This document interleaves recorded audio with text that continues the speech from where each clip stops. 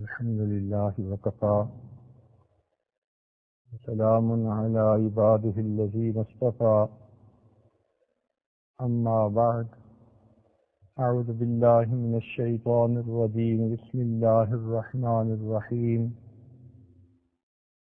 يا أيها الإنسان ما غرك بربك الكريم سبحان ربك رب العزة عما يصفون وسلام على المرسلين والحمد لله رب العالمين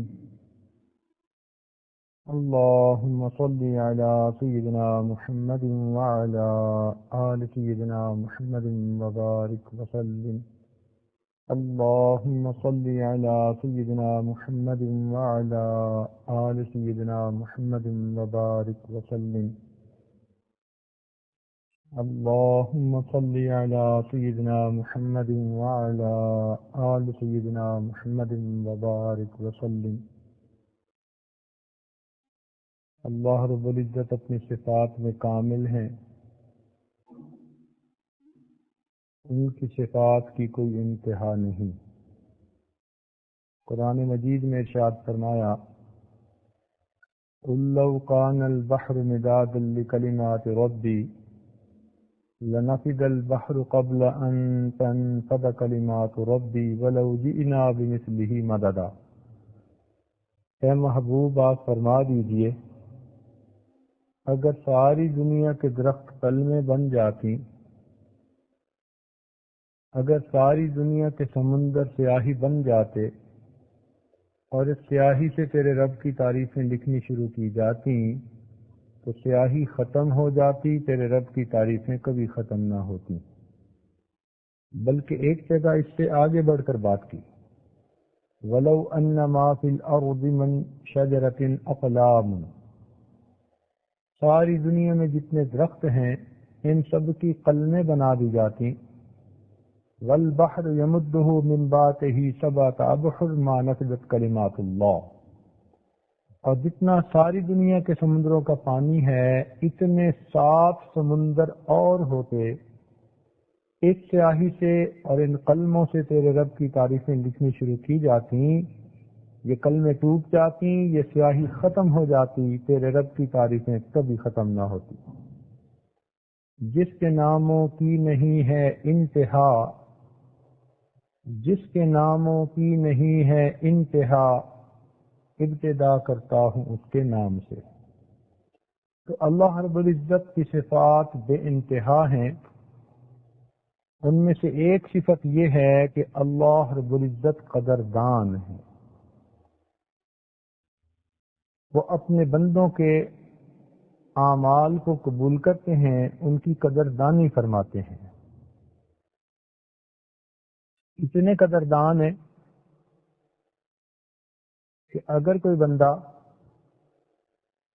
اللہ کی رضا کے لیے عمل کرے تو وہ عمل چھوٹا ہو یا بڑا اللہ تعالیٰ اس عمل کو قبول کر لیتے ہیں۔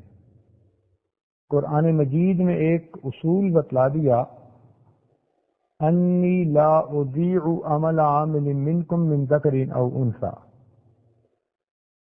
مرد ہو یا عورت میں تم میں سے کسی کے کیے ہوئے عملوں کو ضائع نہیں کروں گا۔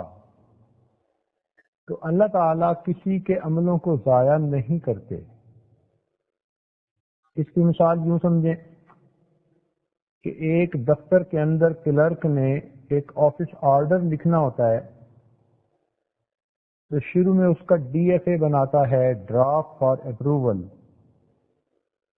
پھر اس میں جو غلطیاں ہوتی ہیں ان کو ٹھیک کرتا ہے، پھر اسپیل چیک کرتا ہے، پھر کچھ حرف اس میں بولڈ ہونے چاہیے، کوما کہاں ہونا چاہیے، فل سٹاپ کہاں ہونے چاہیے، پیراگراف کیسے بننے چاہیے، دیکھنے میں بھی وہ لیٹر خوبصورت ہونا چاہیے۔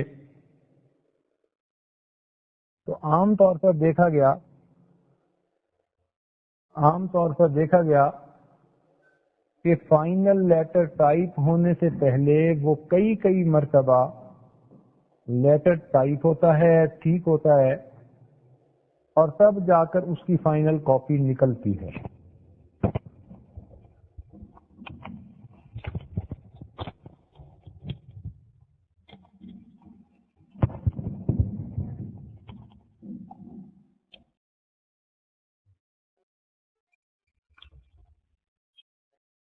تب جا کر اس کی فائنل کاپی نکلتی ہے۔